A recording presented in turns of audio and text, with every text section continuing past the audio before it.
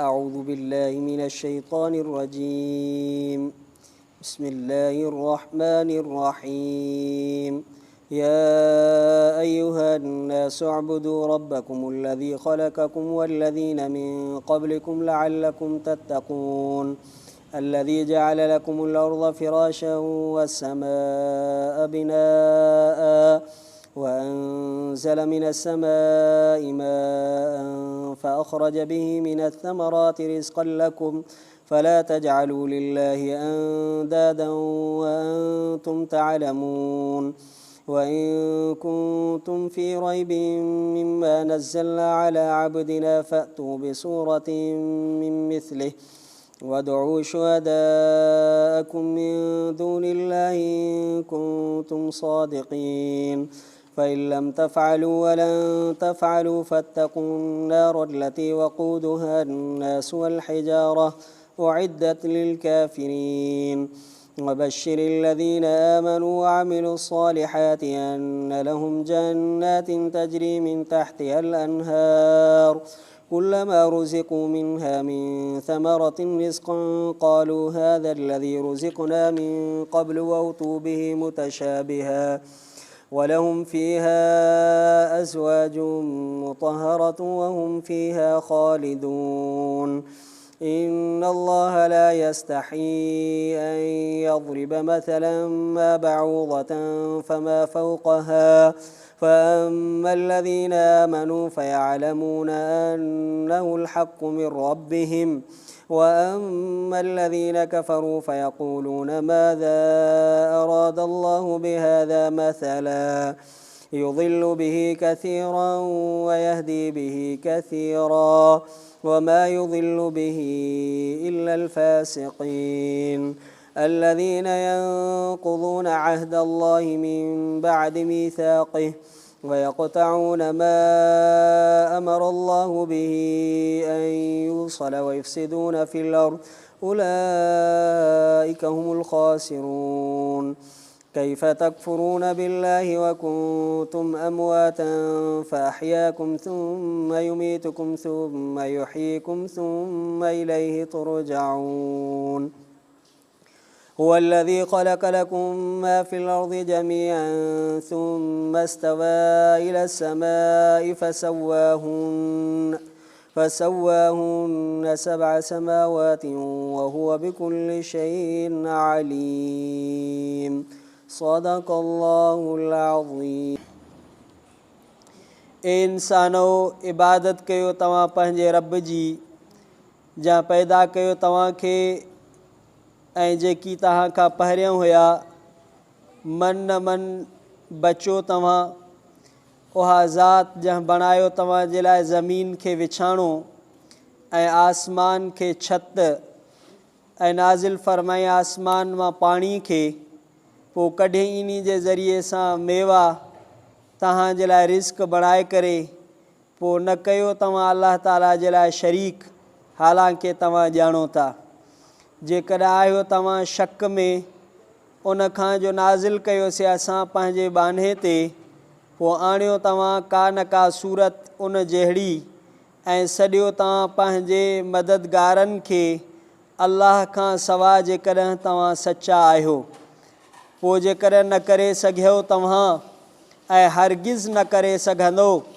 पोइ बचो तव्हां जहन्नम जी बाह खां जो इन्ही जो ॿल माण्हू ऐं पत्थर आहिनि जो तयारु कई वई आहे काफ़रनि जे लाइ ख़ुशख़बरी ॾे उन्हनि माण्हुनि खे जिन ईमान आंदो ऐं अमल कयूं चङा नेक सालेह बेशक इन्हनि जे लाइ आहिनि बाग़ात जन्नतूं जो वहनि थियूं इन्हनि जे हेठां नहरूं जॾहिं जो रिस्क ॾिना वेंदा इन्हीअ खां कंहिं बि मेवे खां रिस्क ते चवंदा ही उहो आहे जो रिस्क ॾिना वियासीं असां पहिरियों ऐं ॾिना विया उन्हनि सां मिलंदड़ झुलंदड़ मुशाबे ऐं इन्हनि जे लाइ इन जन्नत में हूंदियूं घरवारियूं पाक हालांकि इन में हमेशह रहंदड़ हूंदा बेशक अल्लाह ताला नथो हया करे मिसाल जे बयान करण खां मच्छर जो या उन खां मथे पोइ जिन माण्हुनि ईमान आंदो पोइ ॼाणनि था बेशक इहो हक़ आहे इन्हनि जे रब जे तरफ़ां आहे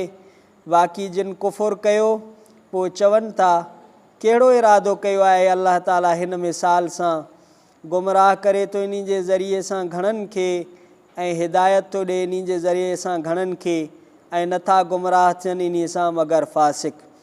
जेके माण्हू टोड़नि था अलाह जे मुआहिदनि खे बाद उन्हनि जे मज़बूत करण जे ऐं कटिन था उहो जेको हुकुम फ़रमायो अलाह ताला उन जे ॻंढिण जो ऐं फ़साद फैलाइनि था ज़मीन में, इहे ई नुक़सान वारा आहिनि, टोटरे वारा आहिनि। कीअं था इनकार कयो तव्हां अलाह ताला जो, हालांकि तव्हां मुअल हुयो, पोइ ज़िंदा फ़रमाई तव्हांखे, पोइ मारींदो तव्हांखे, पोइ ज़िंदा कंदो तव्हांखे, पोइ इन जे तरफ़ मोटाया वेंदो तव्हां। इहा उहा ज़ात आहे जा पैदा कयो तव्हांजे लाइ हर उन शइ खे जेका ज़मीन में आहे सभु जी सभु, पोइ इरादो फ़रमाई आसमाननि जे तरफ़, पोइ बराबरि कई इन्हनि खे 7 आसमान, इहो हर शइ खे ॼाणंदड़ आहे। सूरतुल बक़रा उन जो 3 रुकू आयत नंबर 20 खां आयत नंबर 29 ताईं मुकम्मल रुकू तिलावत कयोसीं। इन आयत में अल्लाह ताला इंसान ज़ात खे हुकुम फ़रमायो आहे त पंहिंजे रब जी इबादत कयो। बाज़ हज़रात फ़रमायो आहे त नास मां मुराद हिते मके वारा माण्हू आहिनि, पर आम आहे पूरी इंसानियत खे अल्लाह साईं हुकुम फ़रमायो त रब जी इबादत कयो। इबादत चइबो आहे अल्लाह ताला जी मुकम्मल फ़र्मा बरदारी करणु ऐं नाफ़रमानी खां पासो करणु। छो त अल्लाह साईं फ़रमायो तव्हांजो ख़ालिक मां आहियां, तव्हांखे बि मां पैदा कयो, तव्हां खां अॻियां जेके हुया उन्हनि खे बि मां पैदा कयो। हिते अल्लाह ताला ज़िक्र फ़रमायो तव्हां खां अॻियों जेके हुया, बाद वारनि जो ज़िक्र न कयो, छो त हीअ आख़िरी उम्मत आहे। नबी सल्लल्लाहु अलैहि वसल्लम नबी आख़िर ज़मान ख़ातमुन नबीयीन आहिनि ऐं हीअ आख़िरी आसमानी किताब आहे। हिन खां बाद में कोई आसमानी किताब बि नाज़िल थियणो कोन्हे, काई उम्मत अचणी कोन्हे। तंहिंजे करे अल्लाह ताला फ़रमाए हिन उम्मत खां पहिरियों जेके उम्मतूं हुयूं उन्हनि जो बि ख़ालिक मां आहियां, तव्हांजो ख़ालिक बि मां आहियां, तंहिंजे करे तव्हांखे मुंहिंजी इबादत करणी पवंदी। जेकर इबादत कंदो त बचा थींदो, जहन्नम खां बचंदो, अज़ाब खां बचंदो, ऐं तक़वा बि इबादत जे ज़रिए सां ई पैदा थींदी। अॻिते अल्लाह ताला इहे उहे दलील ॾिना जेके इंसान जे ज़ात सां तालुक़ रखनि पिया, इंसानी तख़लीक़ सां तालुक़ रखनि पिया। हाणे जेके दलील अचनि था उहे आफ़ाक़ी दलील आहिनि, जेके इंसान जे ज़ात सां तालुक़ नथा रखनि पर इंसान जे मुशाहिदे में शबो रोज़ ॾींहुं राति आहिनि। अल्लाह साईं फ़रमाए ज़मीन खे विछाणो बणायो मां, फ़िराश अहिड़े विछाणे खे चइबो आहे। ज़मीन खे अल्लाह साईं अहिड़ो बणायो जो सिर्फ़ु पाणी वांगुरु करे छॾे सा नरम, त बि इन ते कुझु कोन ठही सघे पियो, कुझु न पियो करे सघिजे। बिल्कुलु लोह वांगुरु ऐं पथरनि ऐं लोह वांगुरु मज़बूत करे छॾे सा, त बि इन ते कुझु ठही कोन पियो सघे। अल्लाह ताला फ़रमाए इन खे अहिड़ो विछाणो बणायोमांसि, ज़रात जे लाइ इस्तेमालु कयो त बि इस्तेमालु करे सघोसि था, बिल्डिंगुनि जे लाइ इस्तेमालु कयो त बि उनखे इस्तेमालु करे सघो था। जहिड़े इस्तेमालु ऐं कतब में आणियोसि त ज़मीन खे तव्हां इस्तेमालु करे सघो था। इन खे मां विछाणो बणायो आहे। वसमा बिना ऐं आसमान खे तव्हांजे मथां छत बणायो आहे ऐं आसमान मां मींहुं वसायो आहे, त इहा मुंहिंजे कुदरत जूं निशानियूं आहिनि। ऐं इहे अल्लाह ताला 3 अहिड़ा दलील ॾिना आहिनि जिन्हनि 3 दलीलनि ते इंसान जी पहुच ई कोन्हे, इंसान जो इन में का बि महिनत या का बि साई कोन्हे का, सिर्फ़ु इहा अल्लाह ताला जी कुदरत आहे। ज़मीन जे विछाइण में, आसमान जे छत बणाइण में, आसमान मां मींहुं वसाइण में इंसान जी काई महिनत को साई को किरदारु हुजे कोई बि कोन्हे। मतां इंसान पंहिंजे इन घुमंड में हुजे त दुनिया जो जहान मुंहिंजे महिनत सां हले थो। अल्लाह ताला उन जे इन घुमंड ऐं तकबुर खे ख़तमु फ़रमाए त हिन निज़ाम काइनात में मुंहिंजी कुदरत आहे, इन में तुंहिंजो कोई बि किरदारु कोन्हे को। अॻिते अल्लाह ताला फ़रमायो त इन पाणी जे ज़रिए सां वरी मेवा कढियमि। हक़ीक़त में त ज़राअत या अनाज मेवा फल फ्रूट पैदा करण वारी ज़ात अलाह जी आहे। हे आर्ज़ी असांजी हिकिड़ी बज़ाहिर दुनिया जे असबाब जे मातहत महिनत आहे, पर इन पाणी जे ज़रिए सां मेवनि खे कढणु, अनाज खे कढणु अल्लाह साईं फ़रमाए मुंहिंजी कुदरत आहे। तव्हां त ॿिज छटे आहियो, वधीक तव्हांजो कुझु कोन्हे। ज़मीन मां कढणु रिज़्क़ लकुम, वरी इन्हनि मेवनि मां रिज़्क ॾियणु, इहा बि मुंहिंजी कुदरत आहे। कॾहिं कॾहिं ॾिसंदा आहियो फल फ्रूट ख़राबु थी वञे या उन जो रेट न लॻे, अघु न लॻे। अलाह सिं फरमायो इन समूरे में तव्हांखे रिज़्क़ रोज़ी ॾियण में, मेवनि मां, अन अनाज में, इन में मुंहिंजी कुदरत आहे। फला तजअलू लिल्लाहि अंदादा, अलाह सिं फरमायो मुंहिंजा शरीक न बणायो। न आसमान जे विछाइण में कोई मुंहिंजो शरीक, न ज़मीन जे विछाइण में कोई शरीक, न आसमान जे छत बणाइण में कोई शरीक, न मींहुं वसाइण में कोई शरीक, न मेवनि ऐं फल फ्रूट जे कढण में कोई शरीक। जॾहिं इन्हनि में कोई शरीक न आहे त पोइ मुंहिंजी इबादत में ॿिया छो मूं सां शरीक था बणायो। अलाह सिं फरमाए मुंहिंजा शरीक न बणायो। वन तुम तालमून, अलाह सिं फरमाए इन जो तव्हांखे इल्मु बि आहे, तव्हांखे ॼाण बि आहे त अलाह जहिड़ो कोई बि कोन्हे, अलाह कोई बि कोन्हे। बावजूदि इन जे गैरनि जे आॾो झुको था, उन्हनि खां घुरो था, उन्हनि खे माबूद सम्झो था। अॻिते अलाह ताला पंहिंजे वहदानियत ऐं पंहिंजे कुदरत जे दलाइल खां बाद में हुज़ूर सल्लल्लाहु अलैहि वसल्लम जी हक़ानियत, हिन आसमानी किताब क़ुरान मुक़द्दस जी सचाई हक़ानियत खे बयानु फ़रमायो। अलाह सिं फरमाए जेको असां पंहिंजे बाने याने मोहम्मद करीम सल्लल्लाहु अलैहि वसल्लम ते क़ुरान मुक़द्दस नाज़िल कयो आहे, इन में जेकॾहिं तव्हांखे शक आहे पोइ तव्हां बि अहिड़ी सूरत ठाहे ॾेखारियो। नबी सल्लल्लाहु अलैहि वसल्लम जे ज़माने में फ़सीह अरब हुया, नबी साईं जा रिश्तेदार हुया, फ़साहत ऐं बलागत जा माहिर हुया। अलाह ताला फरमाइनि पोइ तव्हां बि हिन जहिड़ी का सूरत आणे ॾेखारियो ऐं पंहिंजा जेके शरीक अथव, पंहिंजा जेके माबूद अथव, अलाह जो जिन खे तव्हां शरीक बणायो आहे, इन्हनि खे बि सॾु कयो जेकॾहिं तव्हां सचा आहियो। नथा करे सघो, नथा आणे सघो त पंहिंजी दावा में सचा न आहियो, कूड़ा आहियो। ऐं अलाह साईं इन चैलेंज खे हिन अंदाज़ सां तरदीद फरमायो, फ़इल्लम तफ़अलू, जेकॾहिं न करे सघियो, वलन तफ़अलू, हरगिज़ करे बि कोन सघंदव, तव्हांजे वस जी ॻाल्हि ई कोन्हे का, पोइ जहन्नम जे बाहि जे लाइ तयारु थियो। जंहिं जहन्नम में इहे पत्थर जिन खे तव्हां मूर्तियूं बणायो आहे, जिन खे माबूद बणायो अथव, जिन जे आॾो झुको था, जिन खे पंहिंजो माबूद सम्झो था, अलाह सिं फरमाए इहे पत्थर, इहे मूर्तियूं जहन्नम में सड़ंदियूं। उइद्दत लिल काफ़िरीन, इहो जहन्नम जी बाह काफ़रनि जे लाइ तयारु कई वई आहे। अॻिते अलाह ताला काफ़रनि खां बाद में मोमिननि नेकनि सालिहनि जे इनाम जो बयानु फ़रमायो त ख़ुशख़बरी ॾे, बिशारत ॾे उन्हनि माण्हुनि खे जिन ईमान आंदो। ईमान हर शइ जी बुनियादु आहे, अक़ीदो बुनियादु आहे। आमाल सालिहा खां पहिरियों उहे अमल सालिह मोतबर आहिनि जिन अमलनि सालिहनि खां पहिरियों ईमान हुजे ऐं अक़ीदो दुरुस्त हुजे। अलाह सिं फरमाए अहिड़नि मोमिननि खे ख़ुशख़बरी ॾे जिन ईमान आंदो। व आमिलुस सालिहात, ईमान खां बाद में आमाल सालिहा मोतबर आहिनि, एतिक़ादात खां बाद में आमाल सालिहा मोतबर आहिनि। इन्हनि जे लाइ जन्नतूं हूंदियूं, जिन जन्नतुनि जे हेठों नहरूं वहंदियूं, ऐं इन्हनि जन्नतुनि खे जॾहिं बि मेवा मिलंदा जन्नत में, पोइ उन्हनि जी शक्ल ऐं नमूनो दुनिया वारे मेवनि जहिड़ो हूंदो। पोइ इहे जन्नती खणी चवंदा त अहिड़ा मेवा त असां दुनिया में बि खाईंदा हुआसीं, उन्हनि जहिड़ा आहिनि, पर ज़ाइक़ो उन्हनि जो अलॻि हूंदो। जन्नत वारे मेवनि जो ज़ाइक़ो अलॻि हूंदो, दुनिया वारे मेवनि जहिड़ो ज़ाइक़ो उन्हनि जो कोन हूंदो, पर शक्ल सूरत शबाहत अहिड़ी ई हूंदी। ॿियो इनाम अलाह ताला फ़रमायो त इन्हनि जे लाइ घरवारियूं हूंदियूं पाक, अज़वाजुम मुतहरा, पाक घरवारियूं, हर तरह जे गंदगी खां, हर तरह जे झेड़े झगड़े खां, बद अख़लाक़ी खां। जन्नत में जेके घरवारियूं मिलंदियूं, दुनियावी जेके उन्हनि खे शयूं आहिनि लॻल, जीअं हैज़ा, निफ़ासा, बोला, बराज़ा, दुनियावी असबाब आहिनि उन्हनि सां, या थोरी घरू अणबणत आहे मुड़सनि सां, इन्हनि सभु शयुनि खां पाक हूंदियूं, मुहबत करण वारियूं हूंदियूं, पाकीज़ा अख़लाक़ हूंदियूं, हर तरह इन शयुनि खां पाक हूंदियूं। वहुम फ़िहा ख़ालिदून, जन्नती इन जन्नत में हमेशह रहंदा। आख़िरी आयतुनि में अलाह ताला मिसाल ॾेई करे बयानु फ़रमायो आहे। अलाह साईं हक़ जे बयानु करण खां, मिसाल ॾेई करे बयानु करण खां हया नथो फ़रमाए। अलाह ताला मच्छर जो मिसाल ॾिनो आहे, मच्छर या मच्छर खां मथे मख़लूक। पोइ हाणे जिन माण्हुनि खे ईमान आंदो आहे, ईमान आहे, उहे चवनि था त इहो हक़ आहे, रब साईं जेको क़ुरान में बयानु कयो आहे इहो सचो आहे। जिन खे इल्मु बि आहे, जिन खे ईमान बि आहे, जेको कुझु रब क़ुरान में लिखियो आहे इहे चवनि था सभु कुझु सचो आहे।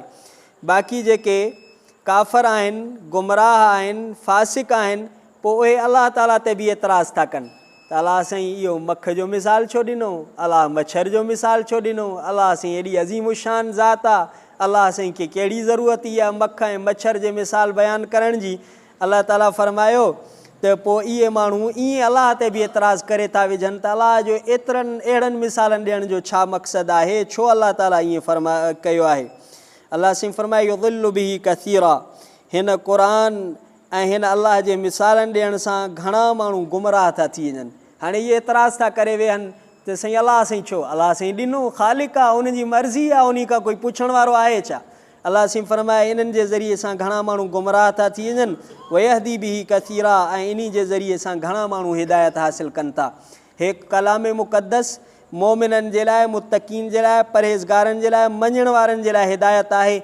न मञण वारो जीअं हिन खां दूरी कंदो, इनकार कंदो, उहो तीअं कुफ़ुर में अॻिते वधंदो वेंदो, जहन्नम जे तरफ़ वेझो थींदो वेंदो। वमा युदिल्लु बिही इल्लल फासिकीन, ऐं हिन जे ज़रिए सां फासिक ई गुमराह थींदा। फासिक चइबो आहे जेको ख़ुदा जो नाफ़रमान हुजे, अलाह जे अहकामनि खे न मञे, अलाह ताला जे फर्मा बरदारी न करे, इन खे फासिक चइबो आहे। ऐं फासिक गुमराह थींदा आहिनि।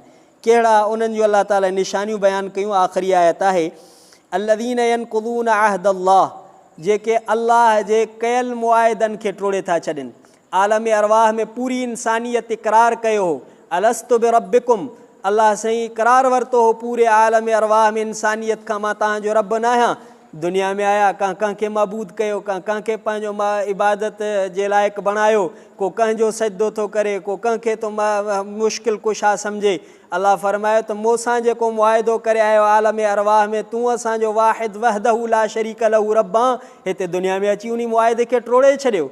इहे आहिनि फासिक जेके दुनिया में अलाह जे अहदनि खे, मुआहिदनि खे टोड़े था छॾनि, उन जे मज़बूत करण खां बाद में।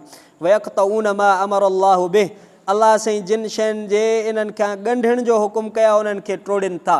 अबे अम्मा सां चङे हलण जो अलाह हुकुम कयो अथनि, नाफ़रमानी अबे अम्मा जी, रिश्तनि सां, नातनि सां, मिटी माइटियुनि सां ॻंढिण जो अलाह हुकुम कया, उन्हनि खे टोड़े था छॾनि। ज़मीन में फ़साद था फैलाइनि। अलाह फरमाए नुक़सान वारा आहिनि, टोटरे वारा आहिनि जेका रिश्ता नाता टोड़नि था, अबे अम्मा जी नाफ़रमानी कनि था, अलाह जे अहकामनि जी नाफ़रमानी कनि था, इहे नुक़सान वारा आहिनि। आख़िरी आयत में अलाह ताला सवाल जे तौर ते ऐं कंहिंखे जेको आहे पंहिंजा अहसान यादि ॾियारण खां पोइ सवाल कबो आहे त एॾे अहसानात खां बाद में भी तुंहिंजी इहा हालत छो। अलाह साईं इंसान खे पंहिंजा एॾा इनाम यादि ॾियारे, पोइ अलाह साईं फरमाए कैफ़ तकफ़ुरून बिल्लाह, अलाह जो कीअं था इनकार कयो, कुफ़ुर कीअं था कयो।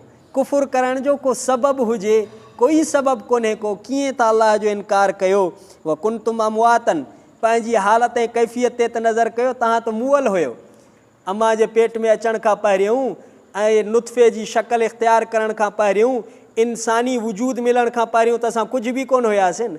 अलाह साईं फरमाए पहिरियों त तव्हां मुअल हुयो, फ़अहयाकुम, पोइ अलाह तव्हांखे ज़िंदगी ॾिनी अम्मा जे पेट में, माउ जे पेट जे ऊंदाहिनि में, दुनिया में, पोइ अलाह साईं तव्हांखे ज़िंदगी ॾिनी। सुम्मा युमीतुकुम, वरी हिन ज़िंदगी खां बाद में वरी तव्हांखे मरणो आहे।